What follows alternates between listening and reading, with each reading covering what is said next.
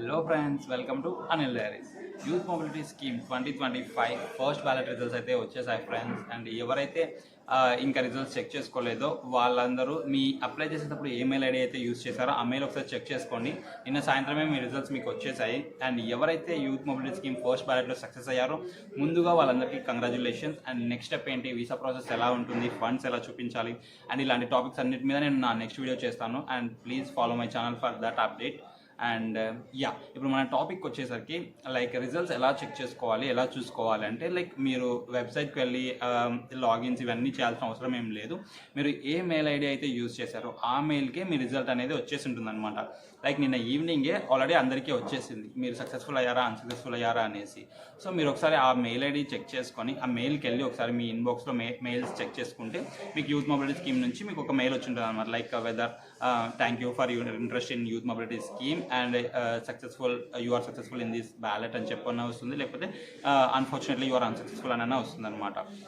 And ఎవరైతే unsuccessful అయ్యారో వాళ్ళైతే డిసప్పాయింట్ అవ్వాల్సిన అవసరం లేదు గైస్. ఎందుకంటే లైక్ మనకి ప్రతి ఇయర్ 2 బ్యాలెట్స్ అనేవి ఉంటాయన్నమాట. లైక్ ఒక బ్యాలెట్లో జస్ట్ 2025లో ఫస్ట్ బ్యాలెట్లోనే మీరు అన్సక్సెస్ఫుల్ అయ్యారు అండ్ సెకండ్ బ్యాలెట్కి మీరు ఎలిజిబులే ఉంటారు. సో అండ్ ఈ సెకండ్ బ్యాలెట్కి మాత్రమే కాదు, మీరు మీ లైఫ్లో ఎన్నిసార్లు అయినా లైక్ 18 to 30 years మీకు ఎలిజిబిలిటీ ఉన్నంత వరకు, గ్రాడ్యుయేషన్ ఉన్నంత వరకు మీరు ఎన్నిసార్లు అయినా అప్లై చేసుకోవచ్చు అనమాట సక్సెస్ అయ్యేంత వరకు. బట్ ఒకసారి సక్సెస్ అవుతే మాత్రం మనం నెక్స్ట్ టైం అప్లై చేయడానికి ఎలిజిబిలిటీ ఉండదు. సో ఇది గుర్తుపెట్టుకోండి గైస్, మీరు బాధపడాల్సిన అవసరం అయితే లేదు, మీకు ఇంకో ఛాన్స్ ఉంటుంది ఖచ్చితంగా. అండ్ మీకు ఇంకా గొప్ప ఆపర్చునిటీ అంటే లైక్ ఫస్ట్ బ్యాలెట్లో అయితే ఎవరైతే ఇనెలిజిబుల్గా ఉంటారో లైక్ అండర్ 18 కానీ లేకపోతే గ్రాడ్యుయేషన్ కంప్లీట్ చేయకుండా అప్లై చేసిన వాళ్ళు ఉంటారు కదా, వాళ్ళు ఒకవేళ ఈ బ్యాలెట్లో సక్సెస్ అయినా కూడా వాళ్ళ డాక్యుమెంట్ వెరిఫికేషన్ కానీ వీసా ప్రాసెస్లో కానీ వాళ్ళ అప్లికేషన్ రిజెక్ట్ చేసేసారనమాట. సో అలాంటి అప్లికేషన్స్ ఎన్నైతే ఉంటాయో అవన్నీ ఫస్ట్ బ్యాలెట్లో సక్సెస్ఫుల్ అయిన వాళ్ళలోంచి ఇట్లా ఈ విధంగా లైక్ ఎలిజిబిలిటీ క్రైటీరియా ప్రకారం ఇన్ఎలిజిబుల్ అయిన వాళ్ళు అంటే ఎలిజిబిలిటీ లేకుండా అప్లై చేసిన వాళ్ళు కానీ లేకుంటే గ్రాడ్యుయేషన్ లేకుండా అప్లై చేసిన వాళ్ళని కానీ సక్సెస్ అయినప్పటికీ కూడా వాళ్ళని తీసేస్తారనమాట లైక్ ఫస్ట్ బ్యాలెట్ నుంచి. అండ్ ఈ మిగిలిన సీట్స్ ఉంటాయి కదా, లైక్ అలాంటి వాళ్ళలో మిగిలిన సీట్స్ అన్నీ కూడా మనం నెక్స్ట్ బ్యాలెట్కి యాడ్ చేస్తారనమాట. లైక్ ఈచ్ బ్యాలెట్లో 1500 సీట్స్ ఉంటాయని మీకు తెలిసిందే, 1500 వర్క్ వీసాలు ఇస్తారనమాట.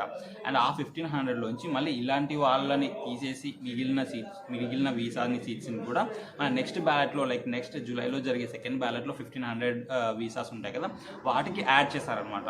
సో మీకు సెకండ్ బ్యాలెట్లో 1500 కాదు 1500 కంటే ఎక్కువే ఆపర్చునిటీస్ ఉండే ఛాన్స్ ఉంటుందన్నమాట.